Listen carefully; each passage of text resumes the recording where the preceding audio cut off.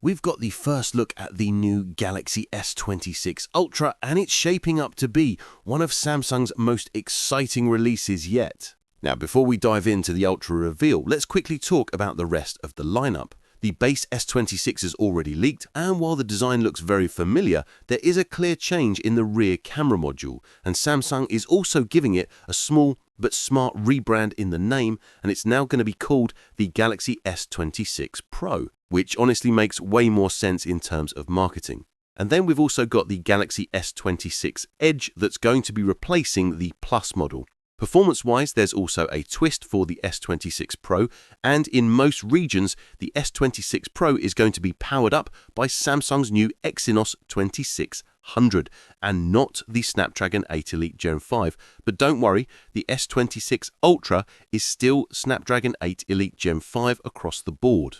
Now, the Gen 5 chip was released last month. It's built on TSMC's 3nm process, and the early benchmarks are wild. We've got faster CPU, stronger GPU, and in multi-core and gaming tests, it's actually beating Apple's A19 Pro. Now, the display is where things get really interesting for the S26 Ultra though. Not only are we getting better color accuracy and a higher peak brightness, but Samsung is adding a brand new privacy display feature in One UI 8.5. Now, leaker at Ultra shared screenshots, and it shows how it works. So instead of dimming or limiting viewing angles physically, it actually does this through the software, and it can automatically activate in public places or even just lock down some important or sensitive apps like banking. Now, that's a genuinely useful feature and one that can see many other brands copying as well. Now, we're also seeing a slightly larger 6.89-inch screen up from the predecessor's 6.86-inch, and it's now using COE OLED technology, and that's color filter on encapsulation. Now, in simple terms, it's brighter, sharper, and more power efficient, and it's going to help squeeze a bit more battery life out of the S26 Ultra. Bezels are also getting even thinner, giving us a near full-screen front look that's going to feel incredibly premium. Now, flip it over and we get some more changes. There's a new camera bump redesign, and while the main sensor stays the same as last year, Samsung has upgraded the aperture to f1.4, which is quite a jump from last year's f1.7, and it means we're going to get more light and better detail in low light shots, as well as some better background blur. Now, the 5x telephoto also gets a brighter f2.9 aperture, and then the 3x telephoto gets an upgrade to a 12 megapixel sensor. Now, battery size has been increased too, and apparently to 5,500 mAh, and for the first time in years, we're finally getting a decent upgrade to fast charging, with it now being 60 watts. So you go from 0 to 100 much faster than before. Now, let's talk design, because this is where confusion has been flying around online this week. You've probably seen a bunch of these so-called real S26 Ultra photos floating around,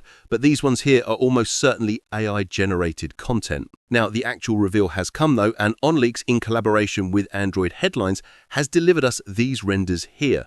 And if you've followed OnLeaks before, you know OnLeaks is basically never wrong. Every design he shared over the last few years has pretty much, 99% at least, matched the final product. And these new renders confirm that the renders I've been showing you for months are in fact correct, and this is exactly what the Galaxy S26 Ultra is going to look like. Now, for those excited, we're going to break down the expected specs, design and pricing for every model in this series to help you guys decide which one is right for you. So hit subscribe now and we'll get right into it.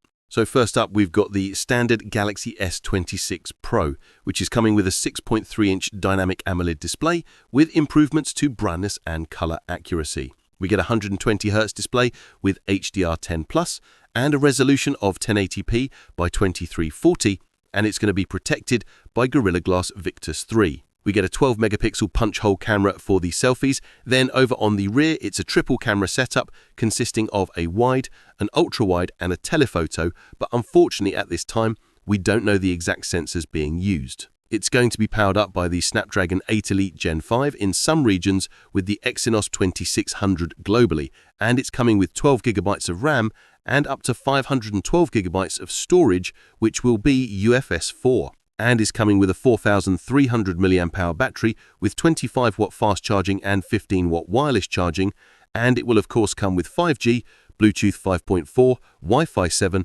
and ultra wideband support. and it's going to be launching with One UI 8.5 based on Android 16 and is expected to launch for around $800 in January 2026. Next up, we've got the Galaxy S26 Edge, which is going to be replacing the Plus model this time round.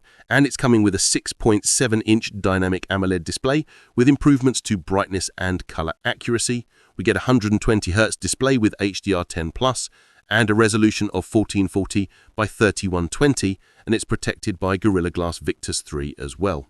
We get a 12-megapixel punch-hole camera for the selfies, and over on the rear, it's a dual-camera setup consisting of a 200-megapixel wide-angle and a 50-megapixel ultra-wide. It's going to be powered up by the Snapdragon 8 Elite Gen 5, and it's coming with 12 GB of RAM and a choice of 256 GB or 512 GB of storage, which will be UFS 4. And it's coming with a 4,200 mAh battery with improvements to fast charging, and it will of course come with 5G, Bluetooth 5.4, Wi-Fi 7 and ultra-wideband support, and it's going to be launching with One UI 8.5 based on Android 16 and is expected to launch for around $1,000 in January 2026. Now finally, we've got the most premium model, the Samsung Galaxy S26 Ultra, and the S26 Ultra is coming with a 6.9-inch Dynamic AMOLED display, and again we've got improvements to brightness and color accuracy.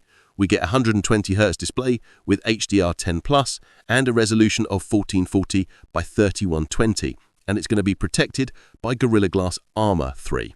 We get a punch-hole camera top center to house a 12-megapixel selfie camera, and then over on the rear we've got a quad camera setup consisting of a 200-megapixel primary camera with an aperture of f1.4.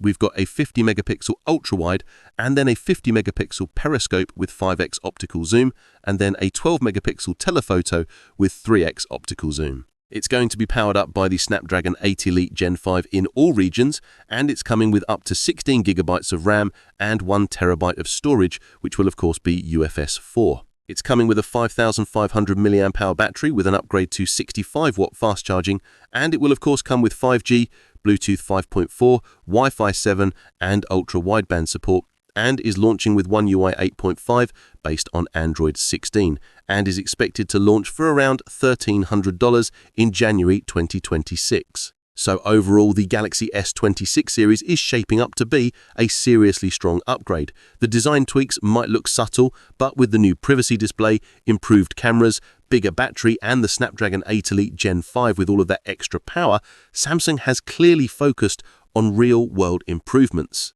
Launch is expected to be early next year, so there's still plenty of time for surprises, and as soon as we get any more leaks coming in, I'll be dropping the updates straight away. So make sure you subscribe so you don't miss that, and let me know in the comments if you're excited for the S26 Ultra, and let me know which model you're going for.